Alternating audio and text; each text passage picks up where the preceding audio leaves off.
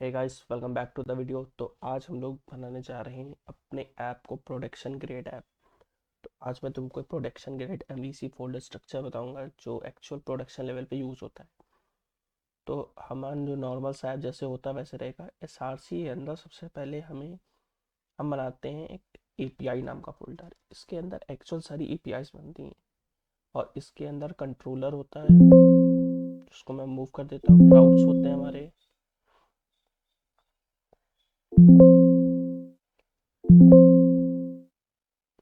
इसके अंदर कंट्रोलर होता है, राउट होता है, एक होता है सर्विसेज नाम का फोल्डर। इसके अंदर मेन लॉजिकल जितना भी काम होता है सर्विसेज फोल्डर के अंदर लिखा जाता है।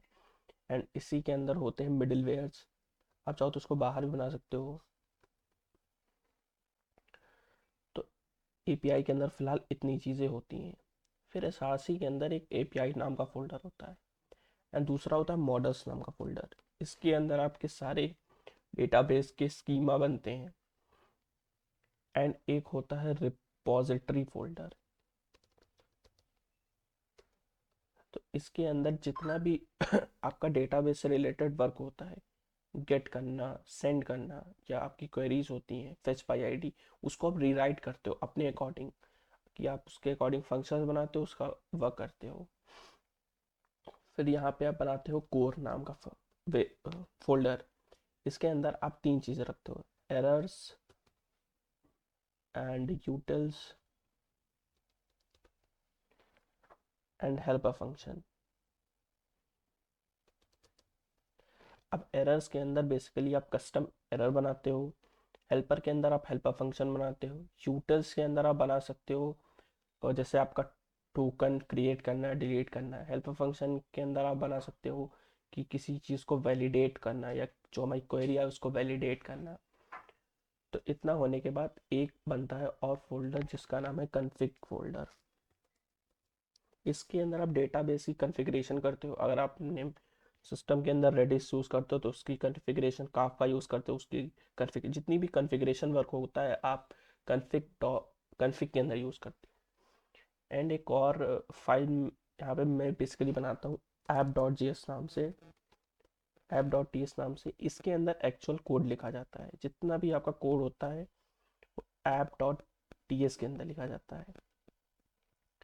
एंड ये जितना भी ऐप डॉट लिसन का काम है ये हम नेक्स्ट उसमें करते हैं। बस यहाँ से हम लोग एक्सपोर्ट डिफ़ॉल्ट कर देते हैं ऐप को, यहाँ से हम एक्सपोर्ट कर देते हैं एंड इस टी एस के अंदर इंपोर्ट कर देते हैं बस।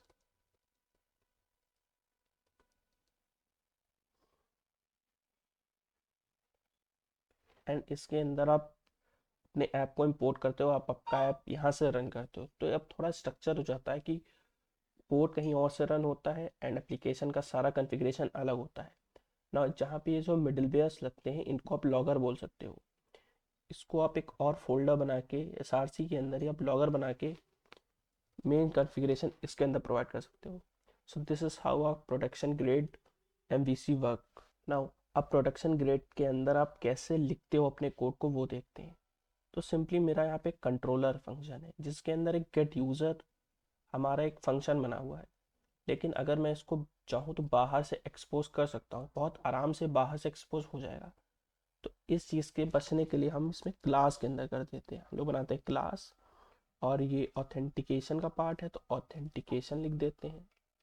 आपका जिसका भी पार्ट हो वो लिख दीजिए and curly braces open close. अब यहाँ पे लिखते हैं स्टैटिक असिंक्रोनस फंक्शन और फंक्शन का नाम हमारा गेट यूजर। एंड जो वर्क ये वाला फंक्शन कर रहा है वही सेम काम ये वाला फंक्शन भी करेगा।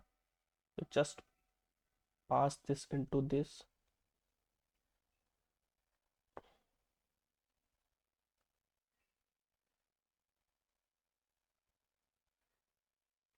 एंड नाउ इस तरीके से जब आप कोड लिखते हो तो आपका कोड पूरा स्ट्रक्चर्ड हो जाता है और आपका कोड में एक सिक्योरिटी बन जाती है, बिकॉज क्लास की मेंबर्स को हम लोग मोस्टली एक्सेस नहीं कर पाते। अगर उसे हम प्राइवेट, पब्लिक या प्रोटेक्टेड बना सकते हैं।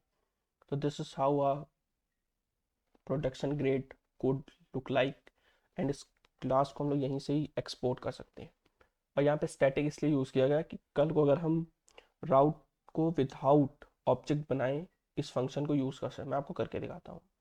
हमने यहाँ पे एक राउट नाम का फोल्डर बनाया था एंड इस राउट नाम के फोल्डर के अंदर अभी कुछ नहीं मिलेगा। तो यहाँ से सबसे पहले हमें उस क्लास को, ऑथेंटिकेशन नाम की क्लास को मैंने इनहेरिट कर लिया, नाउ सॉरी इंपोर्ट कर लिया, ऑथेंटिकेशन डॉट गेट यूज़र हमने सिंपली कॉल कर दिया and this is look like. आप चाहो तो इसको भी क्लास के अंदर कवर ऐप कर सकते हो। एंड अगर आपको वीडियो अच्छी लगे तो वीडियो को लाइक कर दें, चैनल को सब्सक्राइब कर दें।